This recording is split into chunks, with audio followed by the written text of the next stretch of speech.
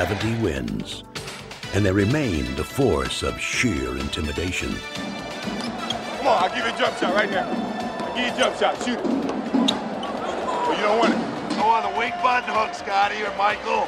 Off guard, wing button hook. Hot pick, stock. Post him up, Phil. Get your back. Woo. That's automatic. That's automatic. In what had become a season of epic achievements, Jordan, Pippen, and Rodman were named to the NBA All-Defensive Team. Tony Kukoc would win the Sixth Man Award, and Phil Jackson would become the winningest coach in team history and Coach of the Year. But the greatest glory lay in the team's accomplishment, a record-breaking 70 wins. There it is! 70 has become a reality for the Chicago Bulls. 72-10 is an outstanding record, but 72-10 don't mean a thing without a ring, and that's pretty much been the focus of this team all year. We're here this year to win a championship. That's our ultimate goal. Good evening, everyone, and welcome to the 1996 NBA playoffs. The Bulls were relaxed and confident as they took on Miami in round one. And once they got on their home court, they were simply invincible.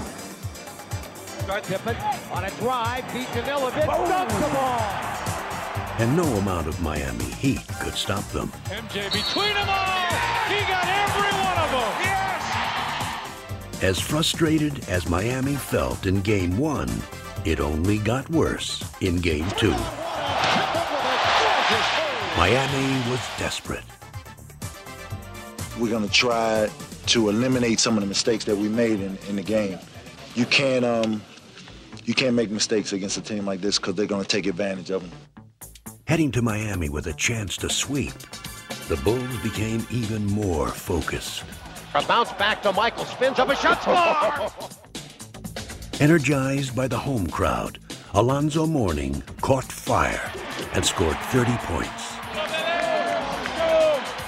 But it would not be nearly enough. That's great. Dennis Rodman on the finish. And the Bulls have been superb.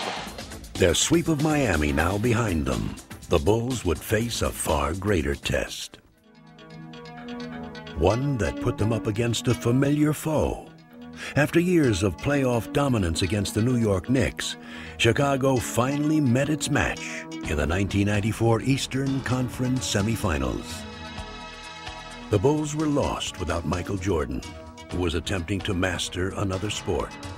You know, when I was down in minor league baseball, I didn't feel as connected, because I wasn't playing, and I knew that I could be a part of it.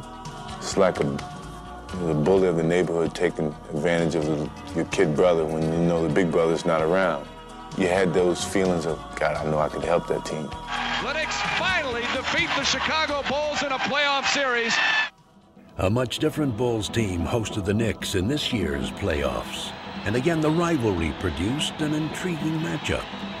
A lot of talk about this game, a lot of talk about how the two teams would come out offensively and defensively. It'll all be answered now. Harp, be ready, Harp! Lock and trail! Michael. Stolen by Harper. Knicks showing tenacious defense in this first quarter. You got to move the ball. I want to have a split cut, which we send this guy early. This guy goes early. He goes ahead of the pass even.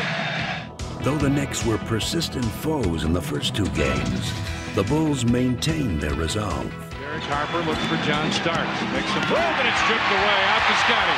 He's got Rodman and Michael. Scotty won't need anybody else. This place is going crazy. Unblemished through 5 in the playoffs. They go up 2-0 in this best-of-7 series against the New York Knicks. But the Bulls went to New York without their brilliant sixth man, Tony Kukoc. He injured his back in practice and would be lost for the series. I was nervous first because I couldn't help, especially playing in New York is tough with all that rivalry in between Chicago and New York in the past. Without Kukoc, the Bulls ran into problems at Madison Square Garden in Game 3.